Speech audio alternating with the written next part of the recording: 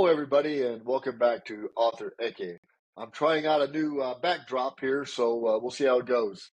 But I have today Brian Nielsen, and I have to say I have three of his books. So I started at the end, the latest one. Go figure. But so far, it's very interesting, and where it takes place is great. I love the part about the black rhino tusk or ivory. So I like that part. So Brian, go ahead and introduce yourself to the Author Eke audience, and we'll start talking about your books and what else we want to get in our head and talk about. Yeah, great being here, Travis. I really appreciate it. Looking No forward sweat. to it. So yeah, I actually, it's funny you asked about my background. Obviously, a lot of these books deal with technology, where we're going with technology.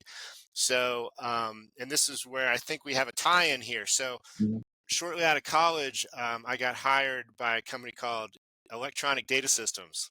Me too. And so I moved to Detroit because, as you know, they were owned for a while by General Yeah, Motors as their big systems integrator. And yeah, they gave me a lot of computer programming experience, taught me how to code, and that was what sort of got me interested in thinking about technology, where it's going, what's going to happen next, and thinking about the future. So that's kind of the initial inspiration for these books was, I mean, looking at sort of, when you're doing financial software, it's not as nearly as dramatic, but mhm, I was like, well, how might the military use some of these, budding emerging technologies like advanced robotics, yep, nanotechnology, genetic mhm, engineering, AI, and sort of merging them together. How might the Department of Defense have used those for different applications? And what's really fascinating about it is there's thousands of applications. So the idea of the first book is that the Naval Research Lab in Washington, D.C. is sort of tasked with getting to the sort of first milestone. mhm. And it's an arms race between the United States and China as they're trying to be the first one to reach this kind of moment of replication, where you're basically designing these sort of microscopic machines. You're using genetic engineering to let them copy themselves. And then you're using AI to sort of guide them and let Now them you wrote sort of that book a think few on years themselves. ago, right? Or you? Yeah. In fact, the idea, and here I'm going to date how long it took me to write. So the initial idea came in the year 2000. Oh The wow. book was published in 2018. But I wrote another book in the meantime, so it wasn't like I was doing only Yeah. that book. But yeah, it was a long time frame, and started with some ideas that were sort of being floated around Mhm. in the year 2000 by some of these leaders in technology, and sort of ran with that. Right, Yeah. right, right. Yeah, because it makes. I mean, look, what you wrote about in the past is happening right now where it used to be called, machine learning. They call it AI now, which is hmm machine learning. That's what hmm it still is machine learning. It doesn't think on its own right now. Too much. Right. Oh, Different terms for it. So yeah, in this book, The Great Unmaking mhm. is a little bit more about AI Okay. than the previous books. Each one I try to, sort of teach the reader, or sort of, expose them to some Mhm. different things that are kind of going on. And of course, this one was kind of appropriate because all that's been going on with AI right now. Yep. Um, Yep. so yeah, some of the ideas, when you think about machine learning, you're thinking about the power the technology is going to have. You, the central metaphor that I kind of came up with is children. Like, how do children Mhm. learn? How do they adapt? What is the dangers of that, right? So when you have Mhm. so I have a 10-year-old right now, and he's learning, he's getting smarter every day, but there's still be moments like when he's looking at his older brother, says, "I'm going to kill you, I hate you." Yeah. Right, so there's these That's what these older things brothers are about. for. I got That's right. two. There's these things that I was thinking about. We are training AI in a similar way, but what we don't have yet is that sort of we're not sure it's going to be mature enough to handle the power that it has, right? Which is the way sort of children are. They have these very strong emotions, or they make these decisions, but they don't yet have the maturity and the proper training to know how to handle that. And of course, Right. now that you're dealing with so much power, so much, the ability to manipulate things, Mhm. deep fakes, these things can get pretty scary pretty fast when you have an intelligence that's powerful, but not yet wise or really properly educated. Yeah, yeah. When you see some of the things that people are saying it's going to do or can do, and where it's going to really shine, the medical and things like that. It's interesting to see the evolution. I myself, I worked at EDS, was like really my first job out of the Army when I retired, and I worked in the Plano campus. Uh, Okay. so I worked in the first I worked in the help desk, and then I went to the engineering group and did consulting for outside customers. And GM was one of our outside customers. So I did go up to Detroit and spent some time up there in the winter. So go Oh, figure. I'm sorry. Yeah, it's not that chilly. It seems like the Probably only time felt I like ever go another any place is in the deployment. winter. Yeah, Minneapolis, I went in the winter. That's really cold. Uh, Yeah. so yeah, so it EDS was an interesting company. Ross Perot, and then when the WorldCom merger with Dick Brown, it just went right down the crapper. But it was a good company. I'd say a lot of technology and innovation probably came out of that. Companies Yeah, recently yeah. that we worked for, especially in the And the cool financial um, data card. I remember they had a mm, machine. I went and it would spit out the little key punch cards. I was like, wow, this is old technology. And yeah, yeah. cobalt at the time, or cobalt at the time and everything. So, does your inspiration does it come from the news or what you're reading or what you're seeing, or a lot of the things in here are happening or could happen that it's not fiction, but these are fiction books. Hmm. So how do you get the inspiration behind it, or you just sit down and go, "Oh, I got an idea. Let's write about Yeah, a lot of the it." inspiration comes from the news. I studied like international relations in college, Mm, so I also try to keep abreast of what's going on politically. So, like in the first book, the idea of the arms race between the United States and China was kind of the mm, big kind of central conflict or battle. So that was fun because I didn't know a ton about China mm. and the Chinese government when I started that. And I have to admit, there's kind of a moment where you're like, well, do I want to use the Chinese government as kind of the bad guy here? And then you Of start to do course, some research, and you're like, yes, I why definitely not? do, because there's a lot of good material here, right? Right, 10,000 Chinese citizens disappear every year, for right. political reasons. Yeah, And I so use it that really got me to. interested, and yeah, and there's a character who's Tibetan, so that allowed me to sort of explore the occupation of Tibet, the sort of brainwashing, the way the prison Mm, systems are used to, basically to reform political prisoners. yep. The second book actually dives into Chinese activities in China, right? So sort of resource harvesting in China, Yep. I'm sorry, in Africa, Mm, looking at Africa, how they're sort of set up this Lao guy. The Lao guy is their sort of prison system, mm, which is essentially every prison in China has a prison name and a factory name, so that whenever huh, they're constantly making products, right? right. They're making Homer Simpson slippers, they're making Christmas lights. Mm, And US companies, or anyone who wants to do work in China, they kind of, oh, look how cheap these labor prices are in China if I set it up with this factory. yeah, that's And they don't cheap. even realize that most Yeah. of the labor is being done by political prisoners, essentially. Hmm. So for the second book, I took that idea and moved it to Africa. So the sort of secret mission that launches that book is to rescue a prisoner who's in one of these labor camps in Hmm. Africa. Yeah, their Belt Road Initiative, right? I mean, uh, they're basically getting all these countries in debt, and they really, from what their expectations were high. These countries, but a lot has been done in those countries, right? They're not building these railroads. They're not building these roads. They're not building these bridges and whatever. They're just doing enough to be able to get them, entice them, and then get them hooked, and then they're indebted to China. Yeah, yeah, and a lot of it's politically motivated. Is it Costa Rica? I think where they built them a new soccer stadium, Hmm. and if they agreed to stop doing any trade with Japan. So like Oh, here's your new soccer stadium, yeah, but there's a price, right? right, right. There's always a a hook or strings attached. Yeah, I think China is that they're usually the bad guy or Russia in my books.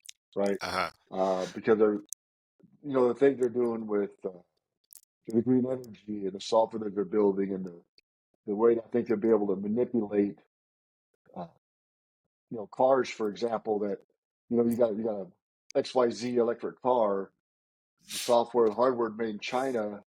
And so when they do a firmware upgrade, the software is already embedded in. So when they do a firmware, it can't be detected, right? Because it's way down at the 0 or 3 level of the kernel or something. And so let's say I'm in California, I got an electric car, fully charged.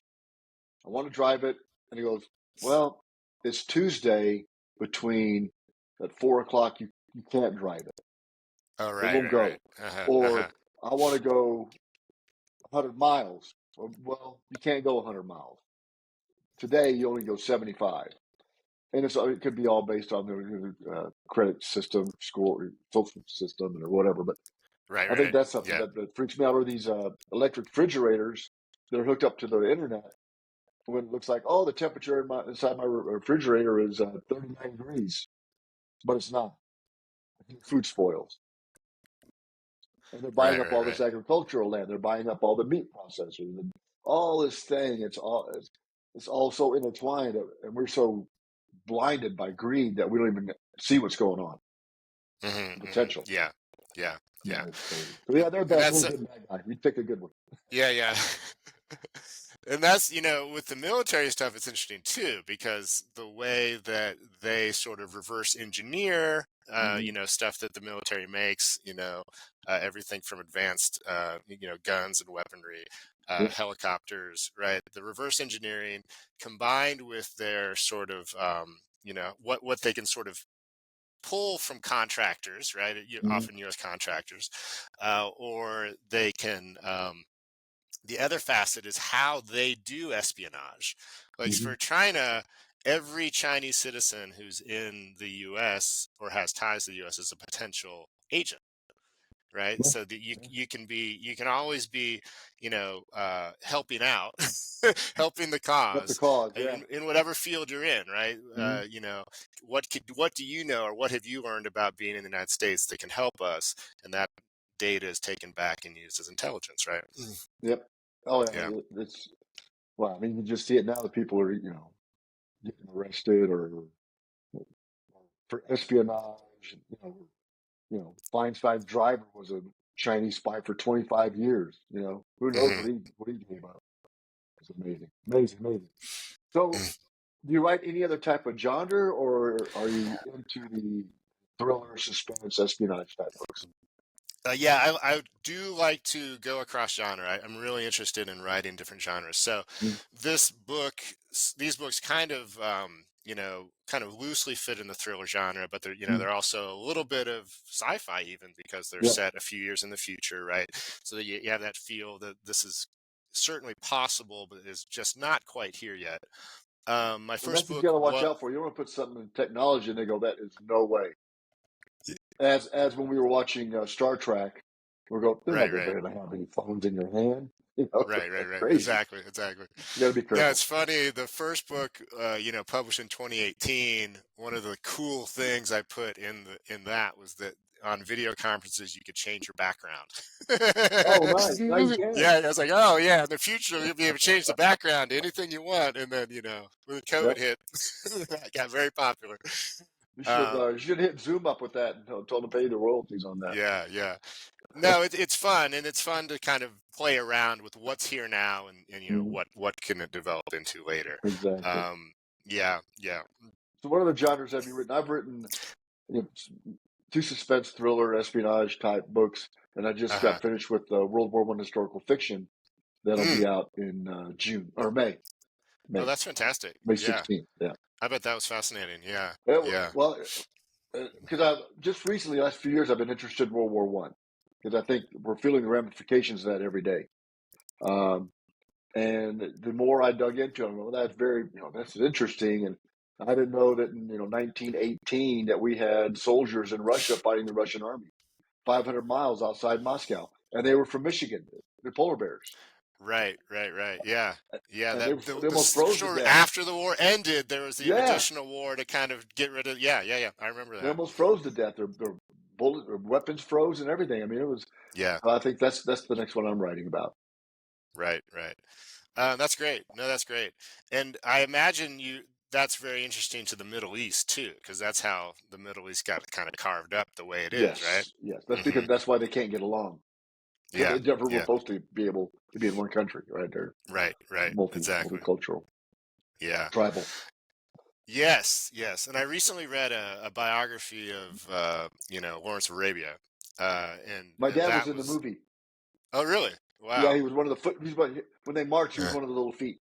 uh, no, absolutely fascinating. Yeah. To look at his life and what he dreamed of, Mhm. and then to have the sort of you know autonomous states that he wanted just get carved up Mhm. by the great powers, and how disgruntled he was and felt like he'd been a failure, really. Yeah. Um, so Pillars of the Earth was kind of written tongue in cheek, like I didn't really accomplish what I wanted because they came in and took everything that we'd worked for.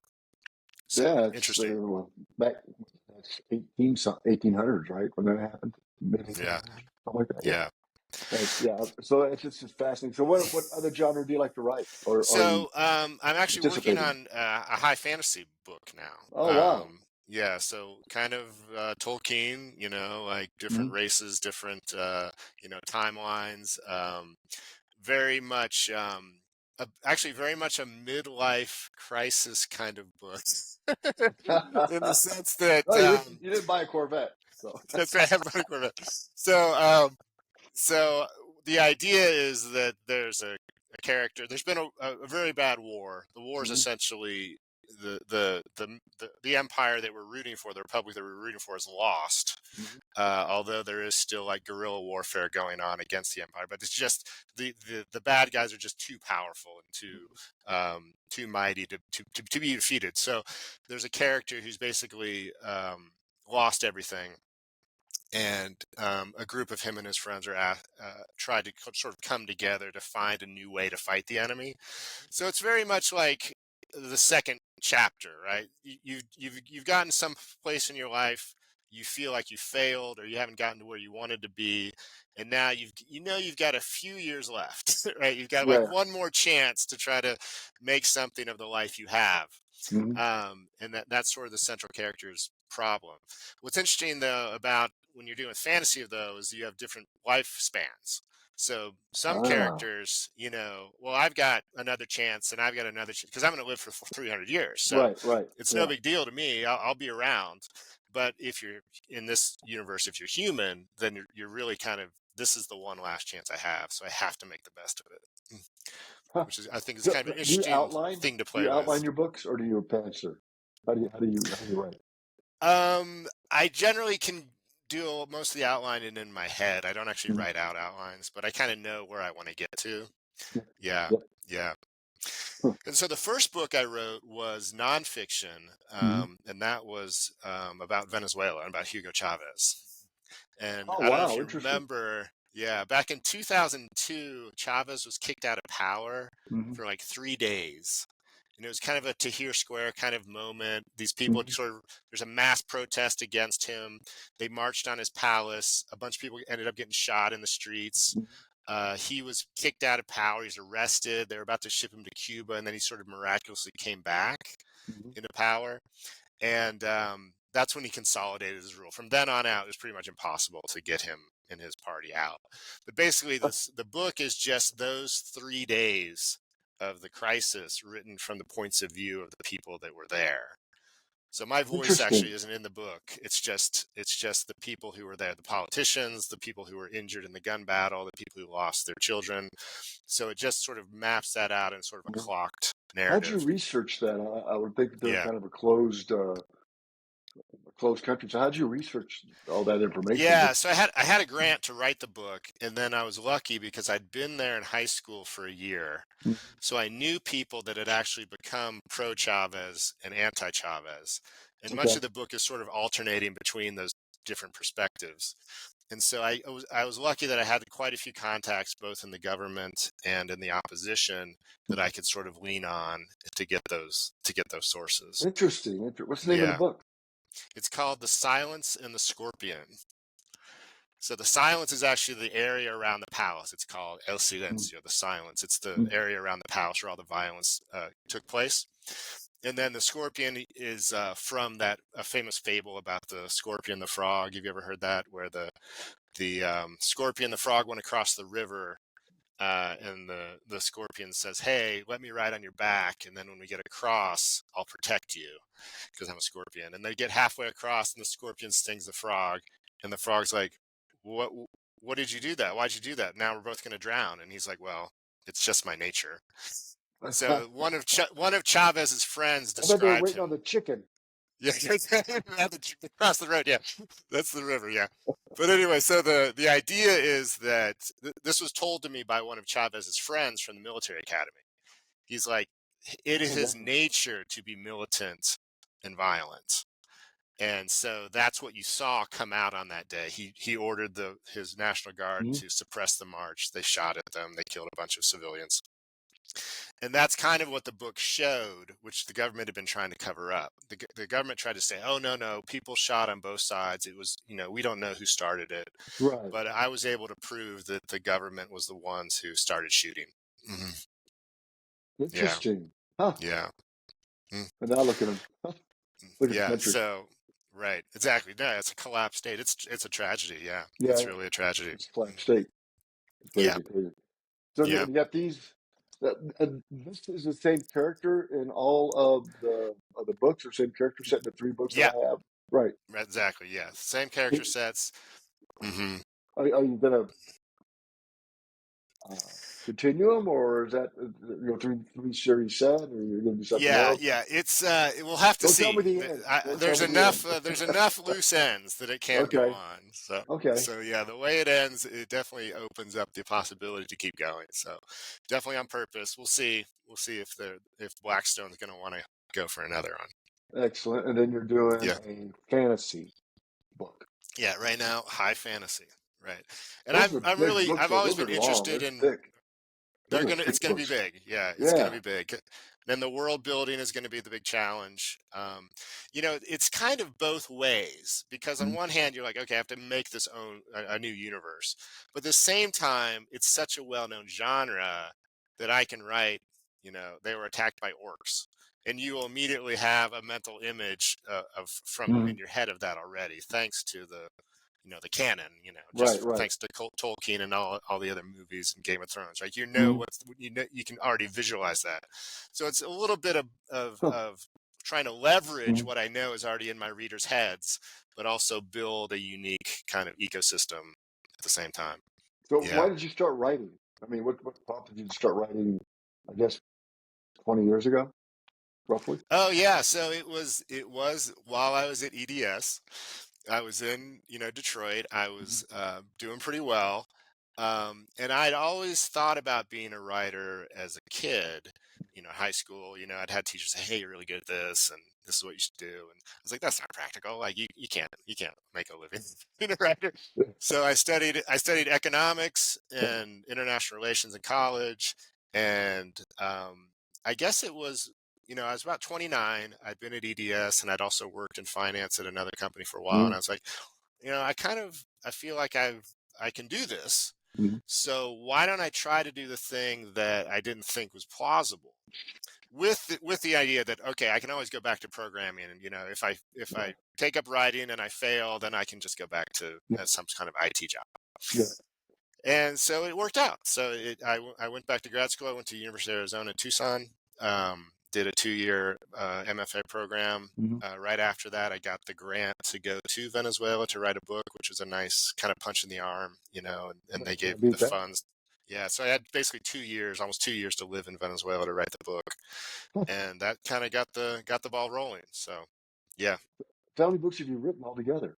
4. Yeah, Four? just this Okay. trilogy and the nonfiction book about Chavez. And that was Yeah. published through a different publisher than you have right Yeah, yeah, now. that was an interesting. thing because the book the Silence of the Scorpion was published by Nation Books, Mm-hmm. which is part of the Nation magazine, which is a pretty far left magazine, right? Mm-hmm. And then it got sort of celebrated by right wing people. Okay, So you the brought out the Economist, truth because you brought yeah, out the the truth. Economist loved it because the Economist was like, look, this is what we've been telling you about this guy. Yeah, He's not yeah, trustworthy. yeah. He killed his own people. So the Economist put it on their list of best books of the year. So it's kind of an interesting moment. Um, and then the reason that Nation Books had the money for it Mm-hmm. was because they had just published a book about Blackwater. Oh, the security firm. Yeah, They're so military. they had just, Yeah. so they had, this guy had written this book about Blackwater. Nation Books is a pretty small press, Mm-hmm. and then all that stuff went down about Blackwater Yeah. and unauthorized killings. So that book took off, and so Nation Books basically had a bunch of money sitting around and said, oh, Mm-hmm. okay, let's do this book about Venezuela. That's perfect timing. Yeah, yeah. So kind of fortuitous. And it was just kind of strange to me that the sort of the left and right. Because my goal was just to, as I told you, my voice isn't really in the book Mm-hmm. because, I went there open-minded about who Chavez was. Give Right, him a right. chance. He's new. He was kind of he was a dark horse. Nobody knew what he was about. Mm-hmm. And the country had been in a crisis for a decade. So you're like, okay, well, maybe a radical change is what's needed. But within a few weeks, I was like, yeah, this guy's going to be pretty dangerous. So, Yeah, but I didn't want to say that because I was like, nobody's going to believe the gringo yeah. who has his opinion about it. So that's why I really wanted to just use the voices of the other Venezuelans. I was like, if Wow. I just show the world what I'm seeing here, Mm-hmm. they're gonna they're gonna agree. I think. Interesting, Yeah, interesting. yeah. So when's your sci-fi going to be out? Uh, the fantasy book, The the fantasy, I'm fantasy sorry. book. I don't know. I don't know. I'm kind of going a little bit blind on this one. It's very much a project that I want to do personally. I haven't lined up a publisher yet for it. I haven't shopped it yet Right. because I know they're going to want to see the whole thing. So Mm-hmm. undetermined how long it's going to be. And again, like you said, this genre tends to be big. Like the big Mm-hmm. books are fat. Yep. So I think it's probably going to take me at least maybe 14 months to actually get it done from where I am Okay. right now. Yeah. Yeah. Okay. Yeah. So Well, I did. I started writing the one of four in November, and I finished last month. Um, that's great. That's yeah, fantastic. I've done 3 books in less than 2 years. So, Uh-huh. but well, I was writing halfway through another book, the third in the series, and I had this idea, and I just stopped right in the middle of that book and just started writing this one. Okay. And I felt Yeah. compelled to get this story out. It's a pretty good. I think it's a pretty good story for people that read, uh, the book itself in PDF or form. Have really enjoyed it. So I'm actually pretty excited about getting it out and see what folks think about it. But I think it's a pretty interesting Yeah. story and And good story. that's what you got to go with, right? You got to Yeah. get, if you get the muse and you get the ideas and you're Mm-hmm. excited about it, you Yep. can't wait, right? Yeah. Yeah. That's great. And uh, again, the toughest part's the marketing aspect of it. Whether you're self-published or through a hybrid or through a traditional publisher, you've still got the author has to build his brand and really market that brand to be able to get the name out. You only can do so much from a publisher perspective. Right. Exactly. Exactly. So I And think that's part of publishers want to be doing less and less, right? it. That's And the they other thing. are. And they Yeah, are. they want you, they're trying to shift that burden more and more on the authors, which makes, Yeah. just like you're saying, it has to be now a part of your skill set, right? Yeah, it's a business. It's I not was that, telling people, it's a business. A book is a business.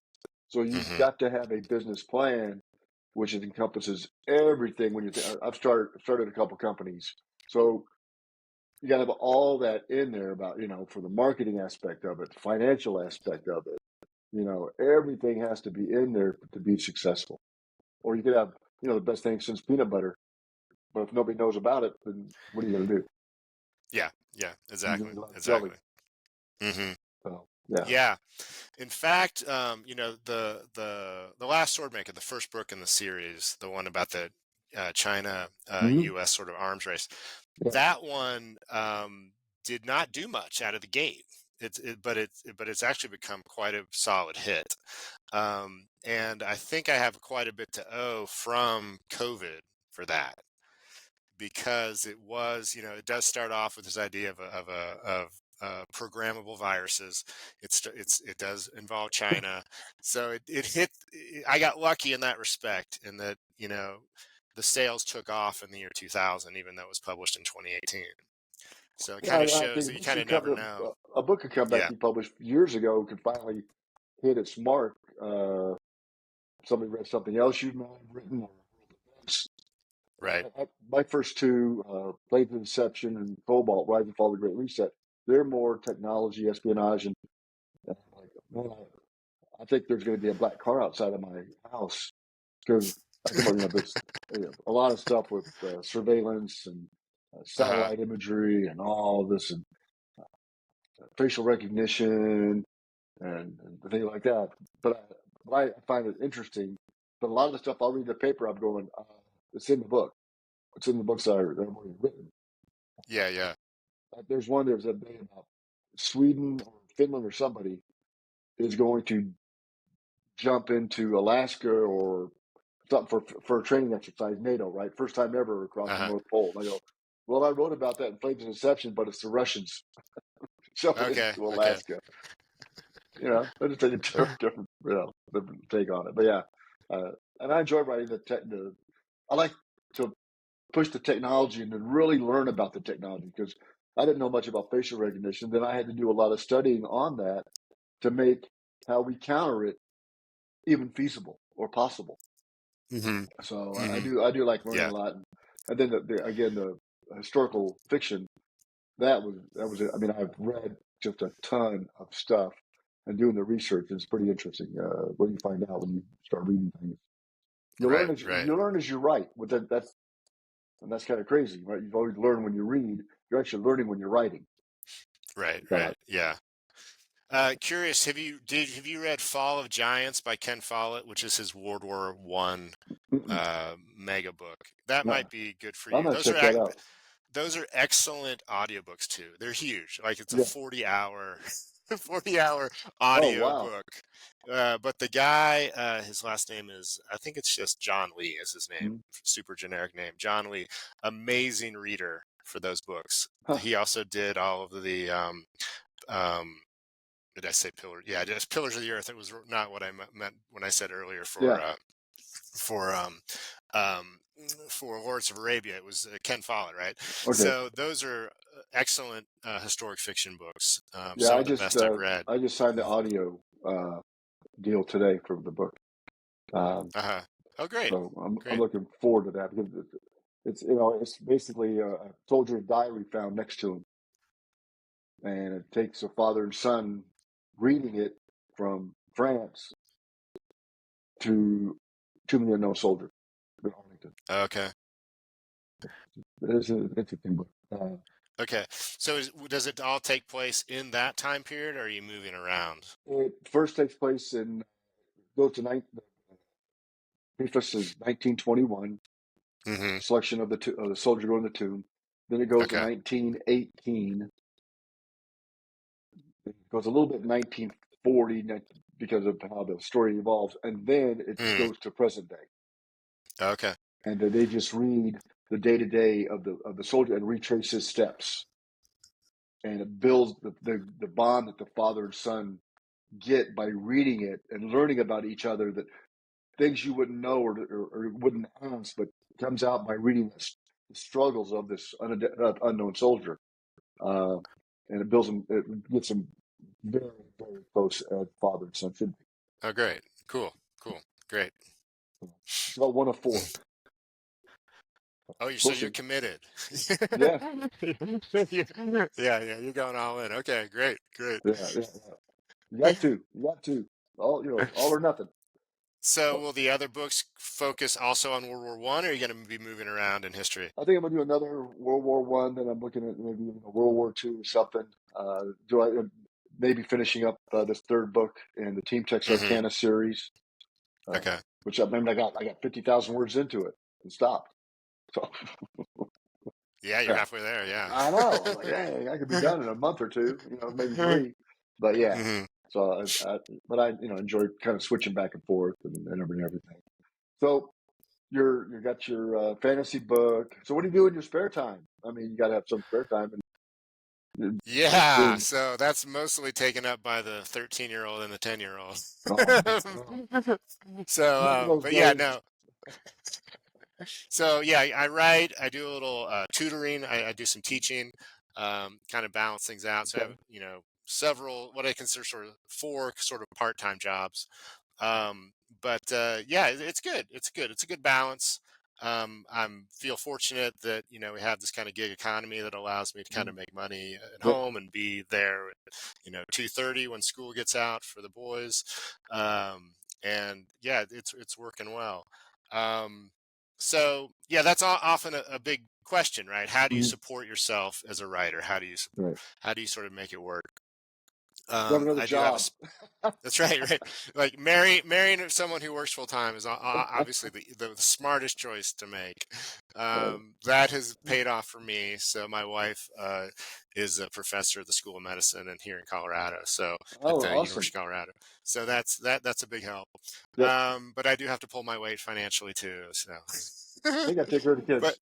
that's right, right. But yeah, no, it's worked out great. Applying for grants, something that you try to do as much as you can Mm-hmm. to bring in a little extra money. If you're doing stuff that's international, like a Fulbright grant, Mm-hmm. can be sort of spun to do fiction, right? You can do Right. uh, be funded to do a fiction project overseas, which is Right. pretty cool. I lived in Germany. I was in the army. I lived in Germany 9 years and stuff. Okay. Some of the stuff takes place in Germany, Uh-huh. Northern Virginia. There's a lot of the intelligence community lives there and everything. But Right. this last one takes place in France and Arlington National Cemetery. Okay. Right. So Right. Right. that's kind of how it ends up and stuff. Well, Sounds like an awesome. excuse for a road trip. I know. Well, my son lives there, so it's pretty easy Okay. to go. Well, Brian, I want to thank you very much. And again, folks, check out his books. This is the third one in the series. Is the Great Unmaking, Uh-huh. and I'm a little bit into it, and I really enjoy it. It's very uh, detailed, right, and very visual when you read it, which really helps out in the book. Yeah, Yeah, yeah, yeah. amazing. Yeah, I try to push for that cinematographic kind of feel. Yeah. Exactly, Yeah, exactly. absolutely. Well, Mhm. it's been a pleasure and good luck. And when you're done with that fantasy book, we're gonna have you back on here. Okay, sounds great. Travis, Uh, thanks for the time. I really appreciate it. Yeah. And remember those glory days in EDS. oh my, you know what, man, it was a good place to be. Good It place. was. They gave me a lot of great training. Yep. I was, took care of me, and it was kind of the basis for a lot of my thinking about technology and science. So, I remember yeah. the boss that really guided my career then. I mean, I still remember her name, right? And I would do anything in the world for her. She was just an amazing leader, not a manager. She was a leader. She was amazing. So, so a lot Yeah. of the stuff that I think where I've got to in my career, I kind of owe it to her. Just give me a Yeah. chance. That's all you need, a chance. All right, Brian. Thank you. Okay. Bye Great bye. talking to you. All Yeah, right. bye. Thanks. Appreciate it. Okay. Bye bye.